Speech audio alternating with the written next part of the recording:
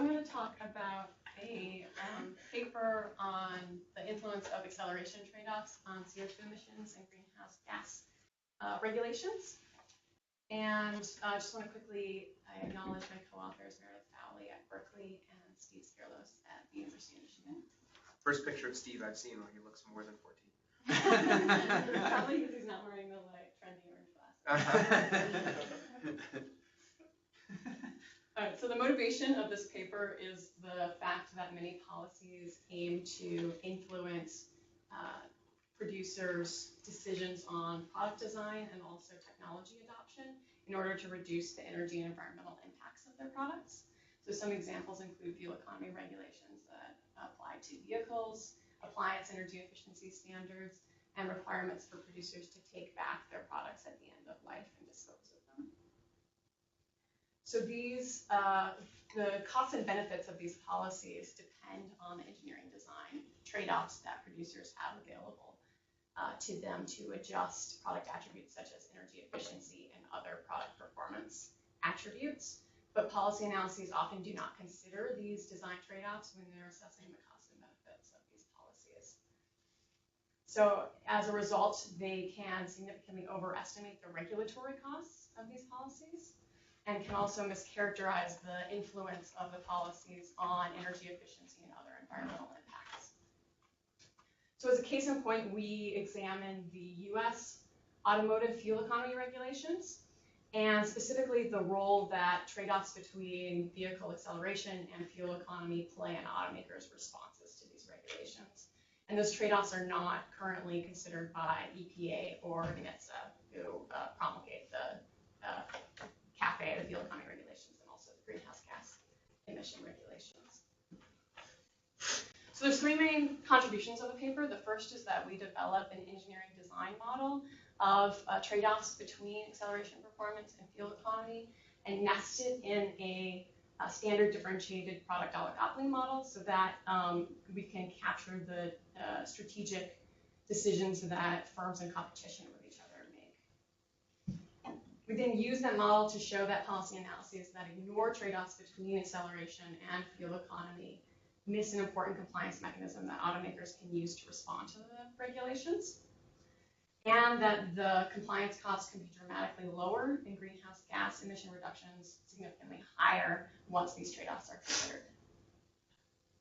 So this relates to recent literature that's looked at loopholes and what we'll call offsetting effects, meaning responses by firms or the market that lead to higher greenhouse gas emissions than otherwise would have happened. And so in particular, there's been recent work, including Jeremy's work, that's looked at the various responses that firms can make that lead to higher compliance costs or higher greenhouse gas emissions. So we find through this work that acceleration trade-offs lower the exploitation of these loopholes and offsetting effects, such that compliance costs and greenhouse gas emissions are lower. And the paper also starts to bridge this gap between literature in economics and in engineering design that looks at firms' optimal design responses to regulations. So on the economic literature, it's common to econometrically estimate the trade-offs between vehicle attributes. But this is really difficult because the attributes of interest of things like acceleration and fuel economy are often correlated with unobservable attributes like luxury accessories, and so it's difficult to identify these trade-offs econometrically. On the other hand, the engineering literature typically constructs these trade-offs based on models from vehicle simulations that are based on principles of physics and engineering principles, so they're able to construct these trade-offs independently of correlations with unobservables.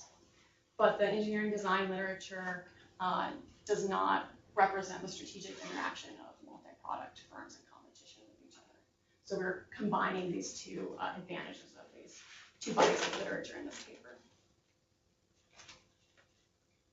So just a little bit of background about fuel economy regulations. I think most of you have seen this before and know about the regulations, so I'll just be brief about this. So the fuel economy regulations have been around since about the 1970s, and then they were constant through the 90s and early 2000s. And then with the passage of the Energy Independence and Security Act in 2007, there was a major reform that both made it so that the regulations would be harmonized between EPA and NHTSA. So there are two regulations, one for fuel economy and one for greenhouse gas emissions, that are correspond with each other. And then the passage of ISA also increased the stringency of the standards. So the reformed standards first went into effect in 2011. And so in this paper, we focus on this period between when ISA was passed. So there was a signal to the automakers on what the fuel economy regulations would be, and then the first few years of when the regulations were in place. And so how many of you know the details of the fuel economy regulations? Yeah, okay. So the reformed fuel economy regulations are functions of the sizes of vehicles that automakers produce, specifically the vehicle footprint. That's the wheelbase multiplied by the track width. You can think about it as the area described by the tires of the vehicle. And they're set so that automakers that produce larger vehicles can meet lower fuel economy standards. And there are two different standards set for a firm's fleet of passenger cars, and then separately their fleet of light trucks. So passenger cars include things like sedans and wagons, and light trucks include SUVs, pickup trucks, and vans. So if you imagine that there's a hypothetical automaker that has a sales-weighted average fuel economy of their passenger car and light truck fleets here, there's a few different ways that they can respond to the policy in order to comply with the standards. They can increase the fuel economy of their vehicles by implementing various fuel-saving technology features, like lower friction materials in the engine or cylinder deactivation, for example. And they can also use design trade-offs to increase fuel economy at some loss of acceleration performance.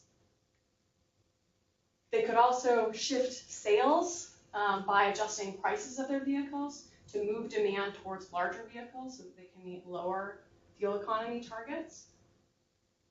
And they can also trade credits between their passenger car and light truck fleets so that if it's easier to comply, for example, with passenger car standard, they can over-comply with that standard and then under-comply with the light truck standard. So we use two different analyses to look at the role of acceleration trade-offs in automakers' response to the regulations. We first use a structural model to show that acceleration trade-offs have lower costs compared to these other compliance mechanisms, and that these trade-offs reduce greenhouse gas emissions and social surplus losses. So the cost of the regulation that's being imposed on both automakers and consumers. And we separately look at a econometric estimation of longitudinal data of firms' acceleration performance over time to show that firms have compromised acceleration in response to the regulations, particularly for their passenger car fleets. Can I ask? Yeah. So it seems like the main premise is like, if you have to comply with regulations only through making the car cost more by including fuel-saving technologies, versus if you could do that, but you also have the flexibility to do other things like trade-off acceleration, for example, yes. keep costs constant and just lose acceleration, make the car more efficient or something like that. That basically in the second one you have more freedom, so yes. you only could improve.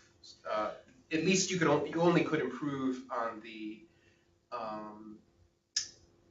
like cost of compliance. Right. Whether it's social welfare benefit, I don't know. Yes. Yeah. Well, so we would typically expect that would be the case, and if it was one firm, that would have to be the case, right? Yeah. You're adding this other flexibility, the optimal solution is only going to improve. When we think about game theory, there's not a guarantee that would happen. Yeah. You could actually get into a situation where it's worse for everyone. Right. But wouldn't typically expect that to happen. Okay.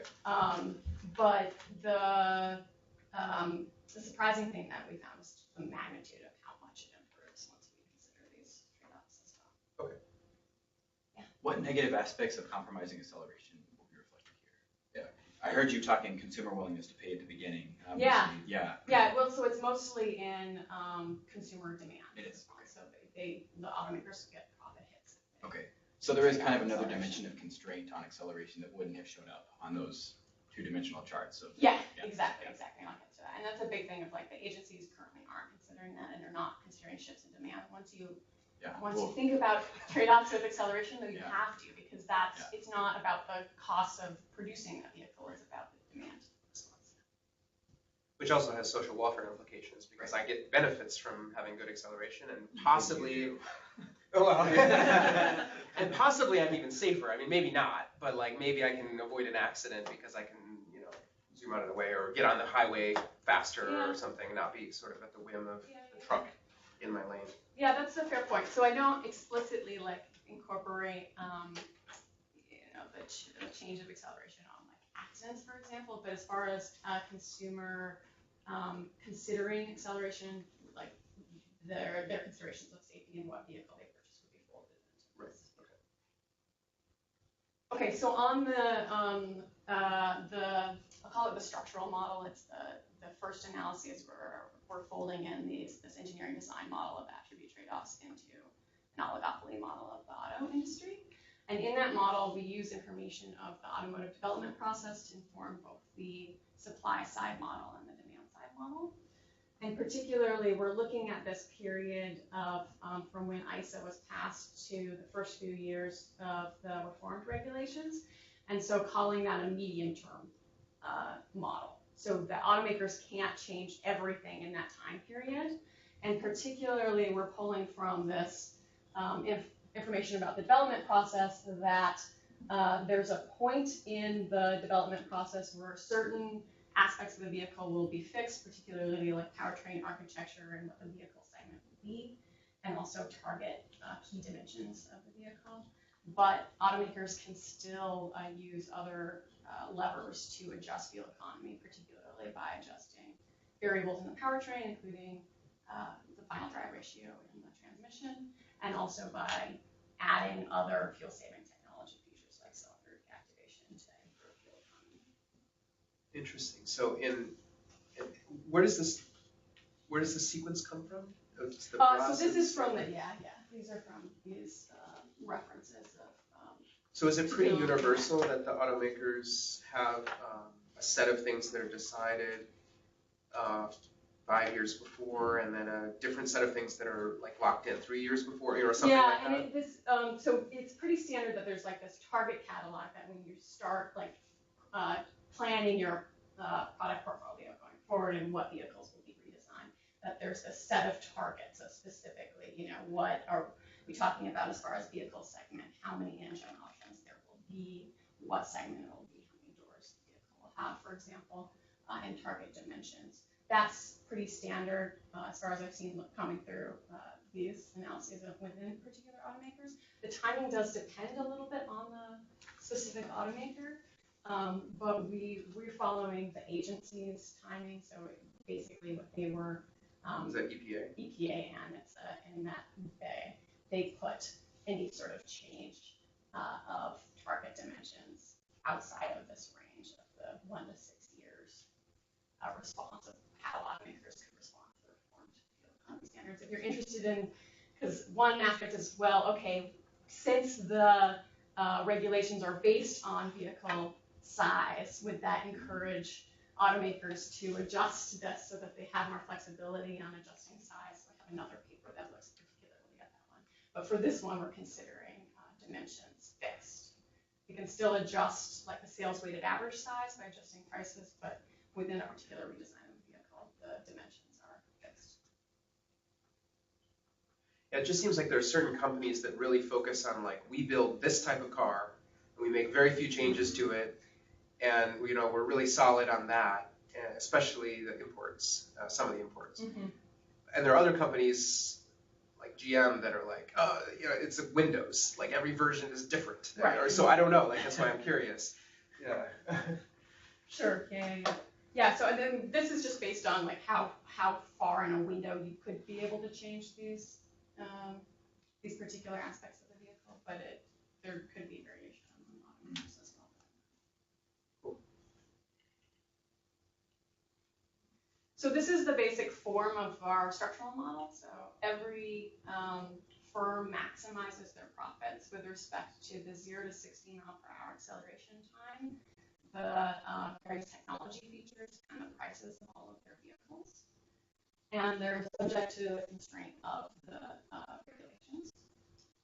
And both fuel efficiency and marginal production costs of their vehicles are functions of the design decisions, particularly the choice of acceleration and the technology features that they choose. And then demand is a function of the prices, acceleration, and fuel efficiency of all of their vehicles and all of their competitors' vehicles. So this is a pretty standard framework of a differentiated product oligopoly, except for here we are including specifically acceleration as well as prices and technologies. Does the tilde just mean it's a vector? Here I'm representing a tilde to mean the longer run design decisions. So this would be like a function of vehicle segment as well. So they can change these in the medium term, and it's conditional on the choices. The choices they made in the long term. Exactly. Okay. Okay, so we represent the trade-offs between vehicle attributes using what's called production possibility frontiers in economics literature, Pareto frontiers in engineering literature. And these are conditional on those longer run design decisions. So every firm's particular vehicle model and engine option for that vehicle is represented by a point on this PPF. And an automaker can adjust fuel consumption by moving along a PPF by adjusting powertrain tuning variables to decrease fuel consumption at some loss of acceleration performance. And they also can shift the PPF by implementing various combinations of technology features. So it could be possible to reduce fuel consumption using the same acceleration performance. So when you shift and you stay on an ISO technology curve, you're tuning parameters, you said. But they would change, the ISO cost is the cost to manufacture? Exactly. So it's cheaper to produce engines that have worse acceleration time. So what's an example of a technology that one of those curves would represent different tuning of that technology? Okay, so this baseline curve would represent adjustments to engine displacement size and final drive ratio.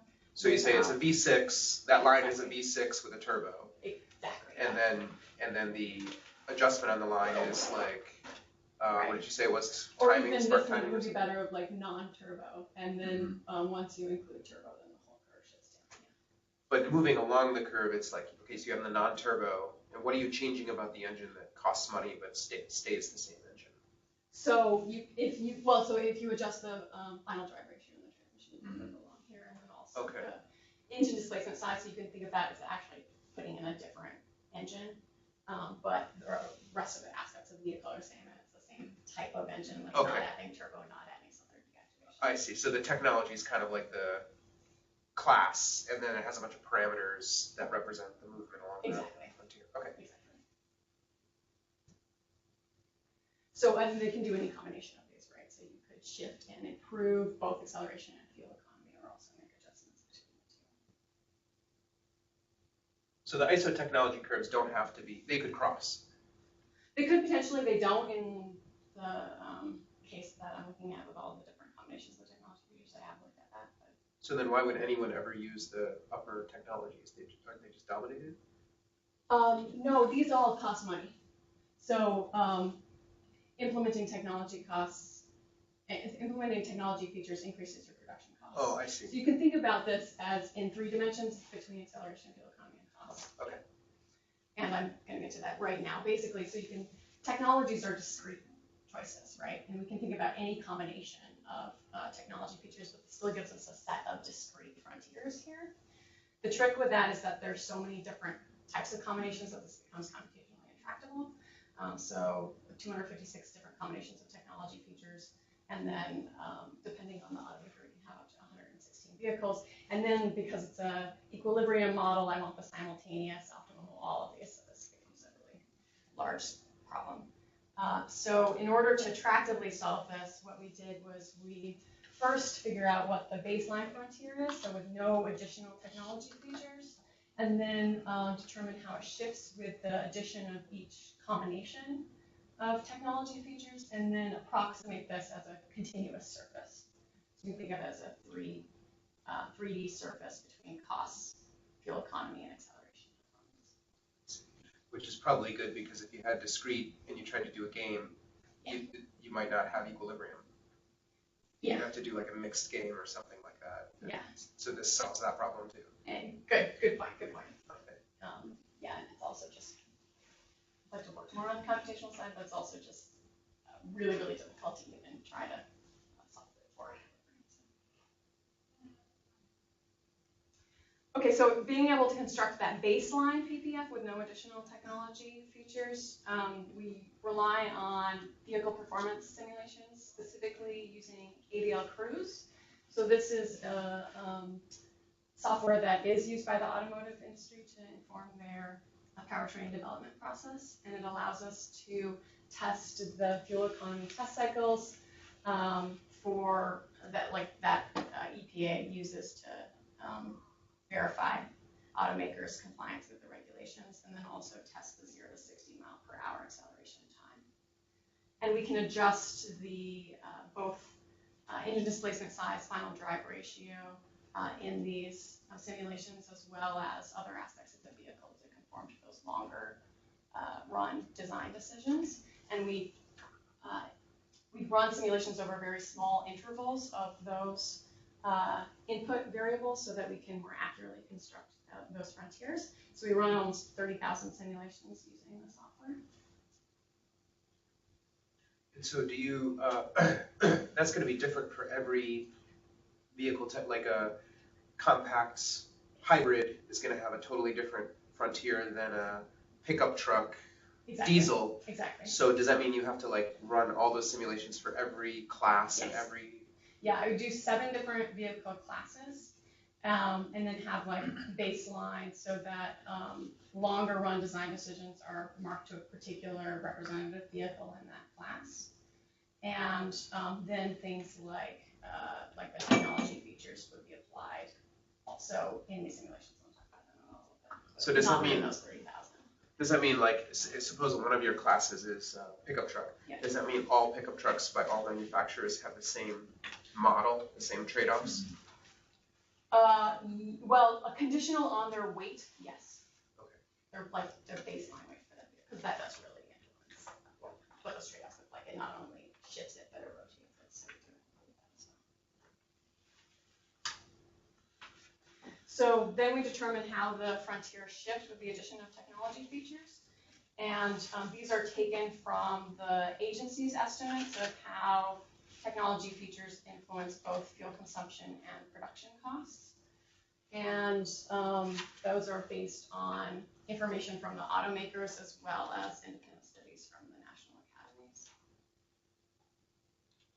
And because they don't estimate the influence of these technology features on acceleration, what we do is we use AVL Cruise to simulate the technology, like if we're reducing friction in the engine from material coatings, then we adjust the friction in the engine up to the level that EPA said that it would influence fuel consumption, and then note the change in acceleration performance corresponding to that. And so not all the technologies affect acceleration. That's right.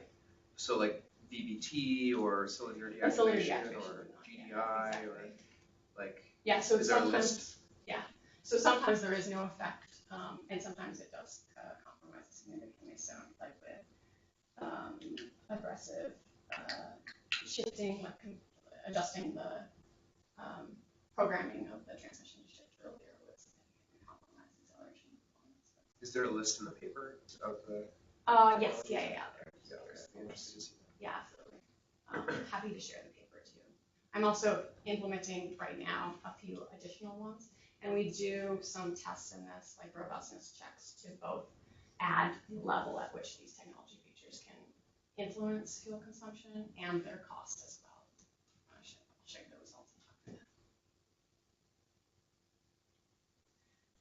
Okay, so we know the baseline PPF and we know how it shifts with the technology features. So we approximate that as a continuous surface and then fit that data to a functional form to represent the trade-offs between fuel consumption, acceleration, performance, and also production costs.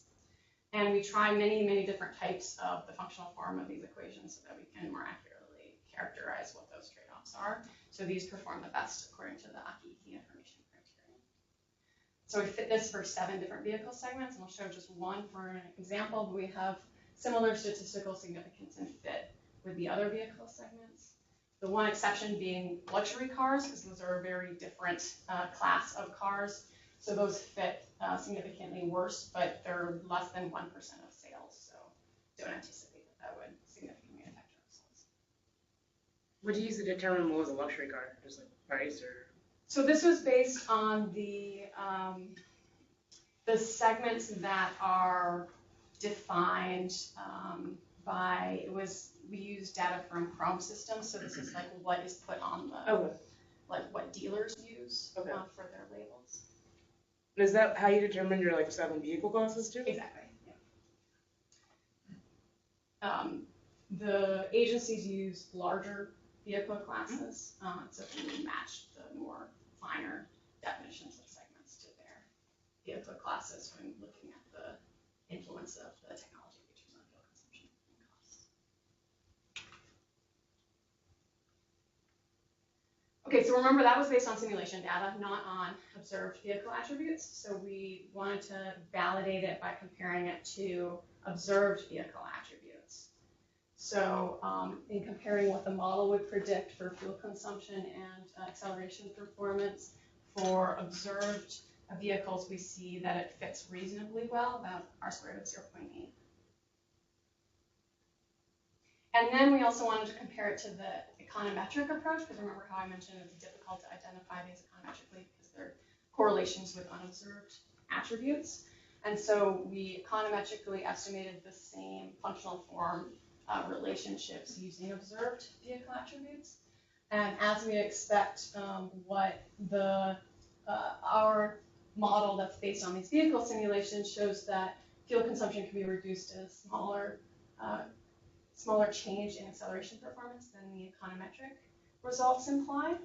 And that's because, so I'm showing SUVs here just as one example, but there's similar trends in other segments where the vehicles that have worse acceleration time tend to be larger and roomier and also have a lot of other additional luxury accessories, including things like active suspension and larger consoles that will further increase the fuel consumption of those vehicles. You can't control for those things because you don't know them, or I mean, you know some of them, you know size. You know size, but you don't know what the luxury, like all the other parasitic accessories within the vehicles. That's the trick.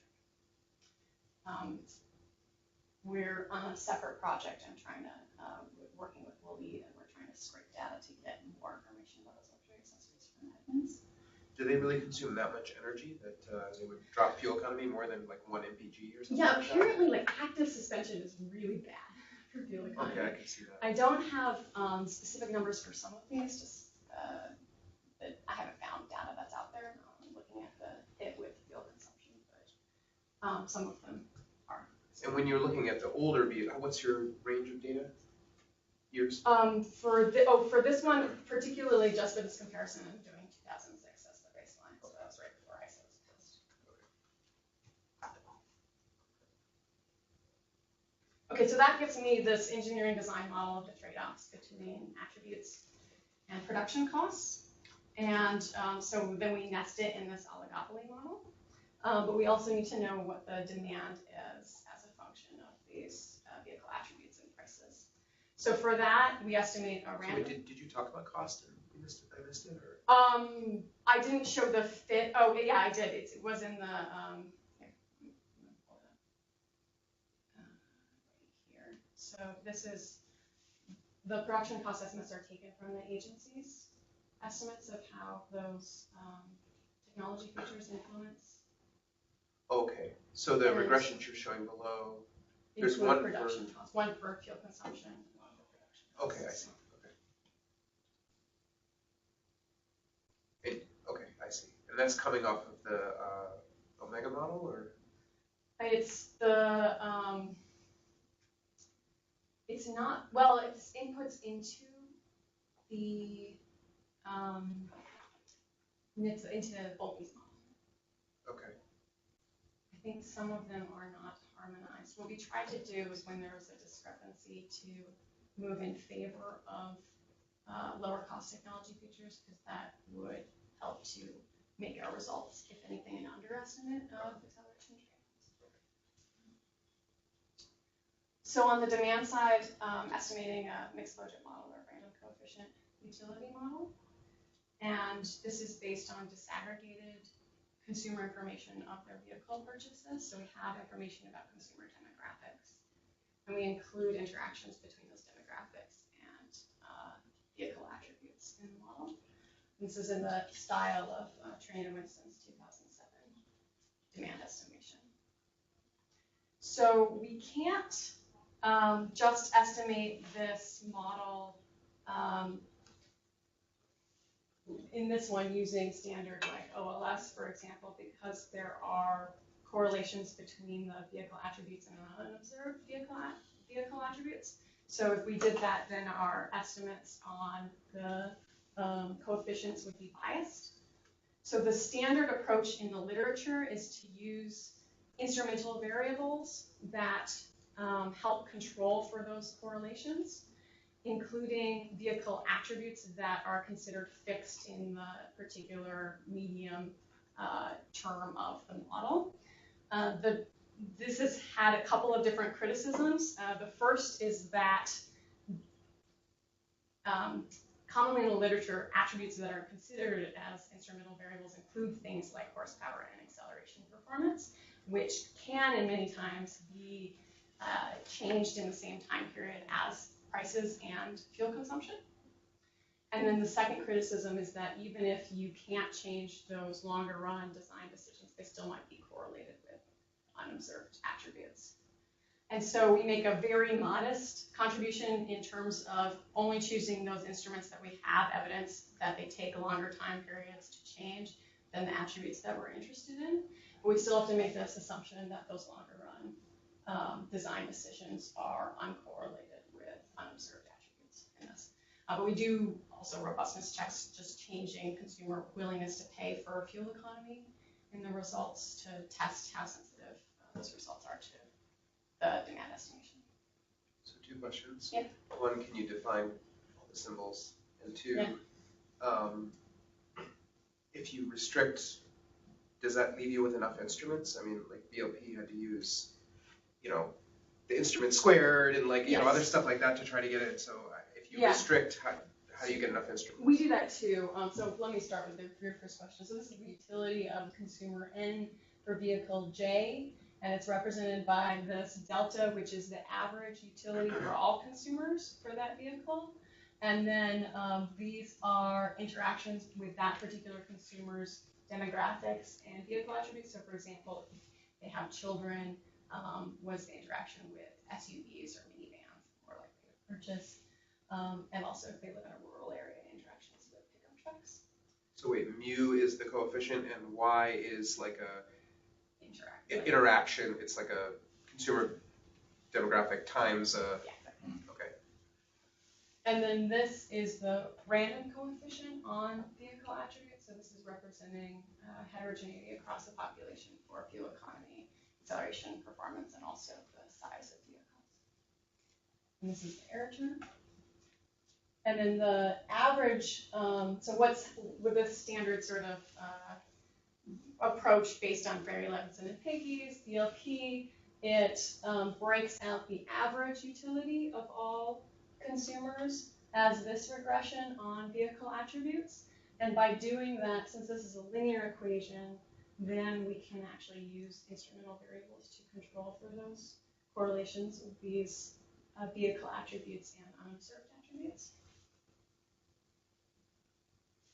And so in doing the first stage instrumental variable regression here, we use these vehicle attributes to construct, so your question, Jane, we use the moments of these vehicle attributes within the automaker and with their competitors, and then also the squared distance as well. So that gives us enough instruments for all of the endogenous vehicle attributes. The difference between Z hat and Z? So in the way that instrumental variable regression works is that you are first regressing the attributes that are correlated with unobservables on your instrumental variables. And so then you can have an estimate of those attributes that's independent of any unobservables. And so now this is a regression where I would not get biased coefficient estimates. Okay. So when you said it was mixed logit, that's because the N is represented as being distributed normally over all the consumers N? Yes. Okay.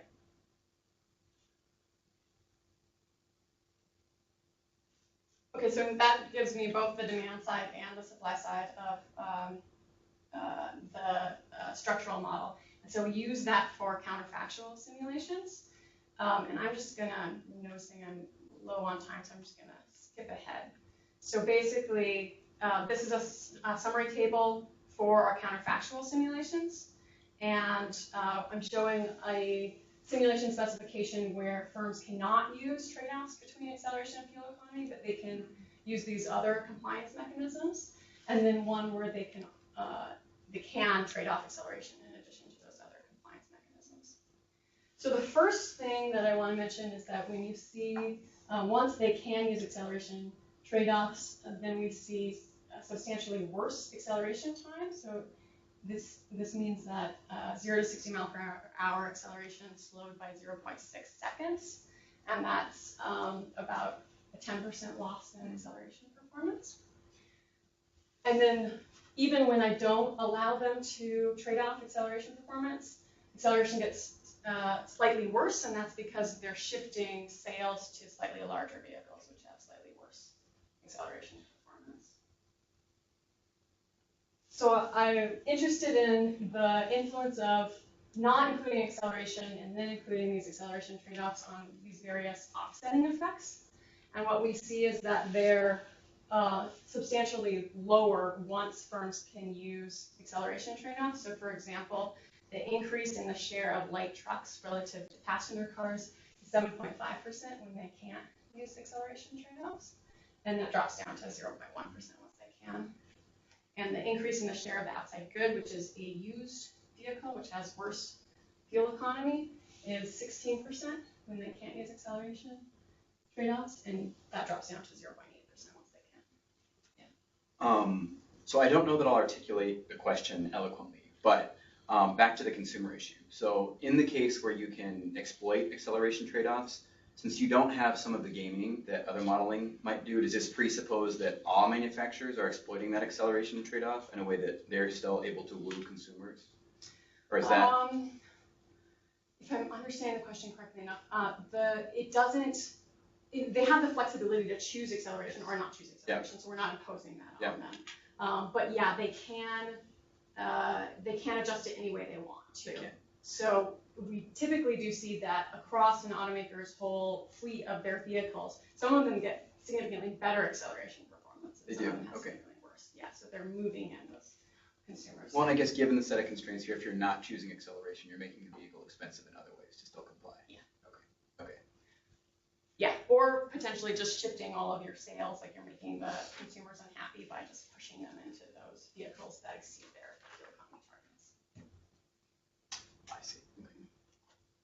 So because these offsetting effects are substantially worse, we see that greenhouse gas emissions emission reductions are substantially higher once we include acceleration performance. That's crazy. It's crazy high.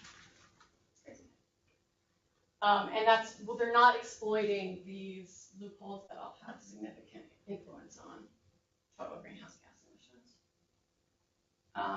And then also social surplus losses are substantially lower, so both the impact on consumers and also producers' profits is lower once we include these acceleration trade-offs.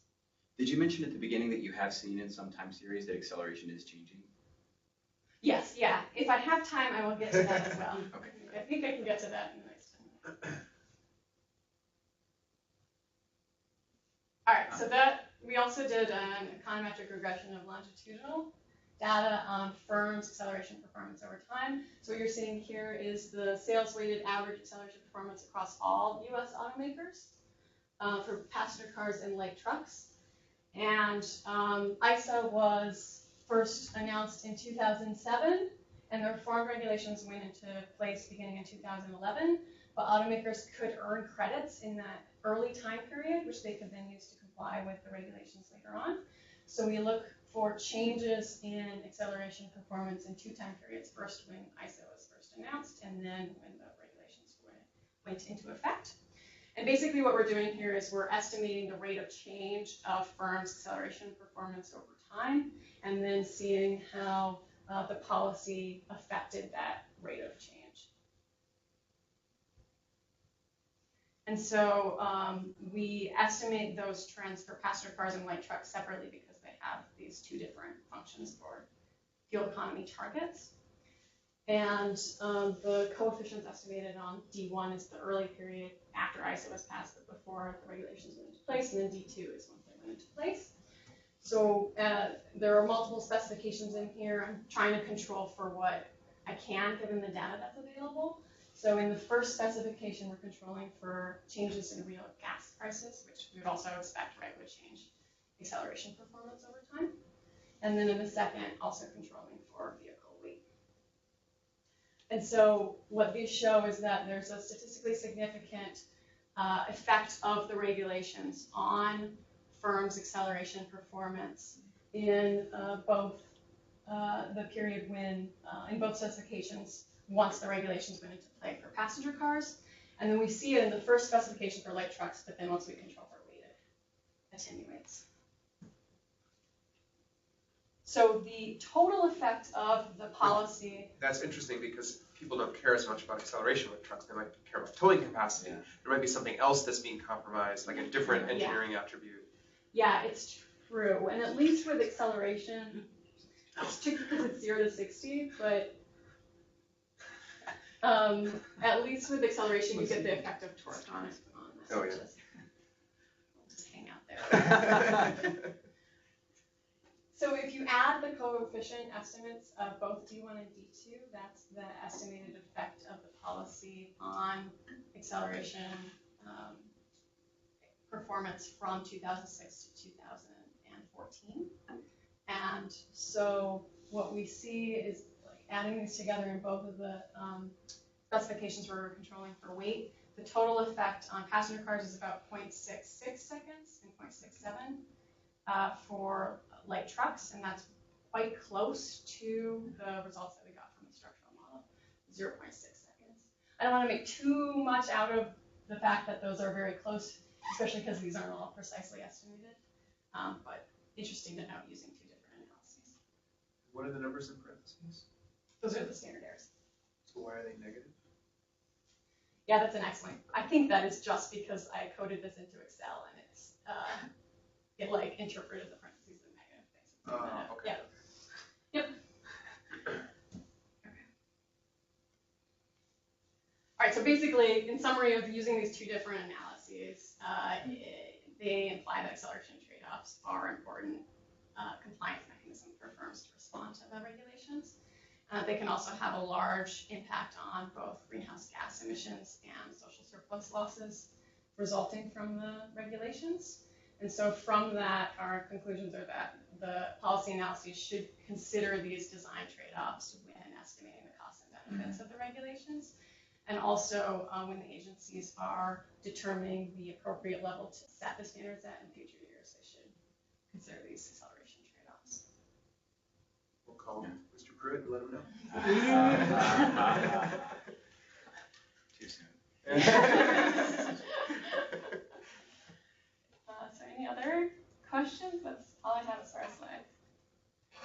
Yeah. So is it appropriate or maybe premature in looking back at the estimates that they did of what the most recent regs would do to price? And I guess they said roughly $2,000 to the consumer. Is adjusting what you saw might be the presumed social welfare loss that wouldn't actually happen? Could we adjust that $2,000 accordingly? So the good news from this work is that it supports that consumer costs would be underestimated. It would be overestimated if you don't include these trade-offs. The trick is that right now, there's a whole lot of things that aren't being considered in the cost estimations of the regulations. And so we see that the cost to consumers is much higher when we don't include acceleration trade-offs than those particular estimates. But then they drop down to, I think, about comparable with the 2000 estimate. Yeah. But EPA is assuming that consumers are not going to change what kind of vehicle they buy. Exactly. And so it's just about whether they pay or don't pay for those little features that improve fuel efficiency. Whereas your model says, oh, consumers might be moving into different types of vehicles and they might pay more for those vehicles, but they also might be gaining some utility, like there's more trunk space, more seats or whatever. Yeah. So your model has more flexibility, although that is the question of whether the demand is really something that you can forecast that well. Sure. The trick is that basically what the agencies are assuming is that the cost is just the cost of putting technologies in the vehicle, and they're like, well, it doesn't matter what the consumer pays for that or producer pays for that, but we think that it's for example per consumer. The issue is once you consider the ability for consumers to switch and for firms to change prices, those, at least what I see with these simulations, is those costs tend to be higher, much higher than just the production cost of the technologies themselves. But do you know why? It's the effect of, one, that it's cheaper, like automakers can make more profits by shifting people into certain vehicles than others, even if it's the consumer's less happy with that. But you allow the automakers to come to equilibrium without the policy, and then again with the policy. So in both cases, they have the opportunity to price to push people into other vehicles. But something about the policy is making it strategic for the automakers to shift them into more expensive vehicles. Basically, you can think about it like the agency's approach is we're including these technology features, we're not affecting anything else about the vehicles. Then we see like that change in production cost is $2,000. Once we allow automakers to change the vehicles, it might be way more profitable for them not to implement those technologies, but instead, I'm just going to push all these, this whole consumer group into cars that meet their fuel economy target by adjusting these prices. So now consumers are unhappy that they couldn't buy that car that they could have at a lower price. But in the regulation. But in the base case without the policy, the firms are not allowed to price optimally? No, they are in my model? Yeah. Yeah, they are. They are. So they still in both cases they can price to push people into those. Yeah, but you're going to do it a lot more. Like, when you're doing it at first, it's just to maximize your profits considering consumer demand. In the second case, you're subject to that fuel economy regulation. Yeah. And so you're going to be pushing consumers away from like what that cheaper equilibrium models. is exactly in order to meet that constraint of the regulation.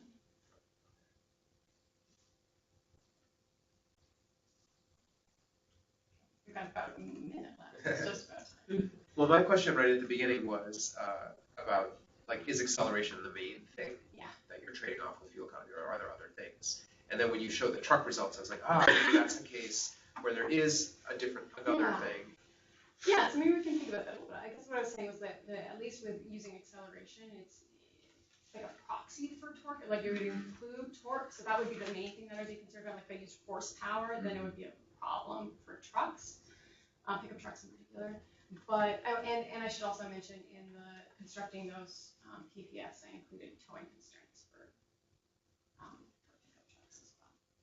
But yeah, I don't know what other. We looked at power to weight ratios before. Yeah. Yeah. So so torque wouldn't be because it's peak power, right? Yeah. So that is commonly used in the passenger car fleets, but it's for pickup trucks. It's a problem. Yeah, passenger cars correlated with acceleration, but not for trucks. But don't you have torque? There's no torque data, at least not that I'm aware of, over this long time period. I see. Maybe I could get that. It would have to be peak torque though, right? Yeah, or some proxy. Yeah. Which is why I was thinking maybe towing capacity Yeah. might be because if you tow something, you have to be able to deliver the torque up a hill or whatever for a certain weight, so. Yeah, that's a good point. And I guess the other thing I could do is break it out between all like trucks. It's tricky because they all have one standard, but if you take out pickup trucks from SUVs, maybe you do see significant trade-offs in acceleration performance in SUVs, but not pickup trucks. And then if there's data on towing over time, that would be a good thing to do. Awesome. Thanks. Great work. Thanks. Yeah.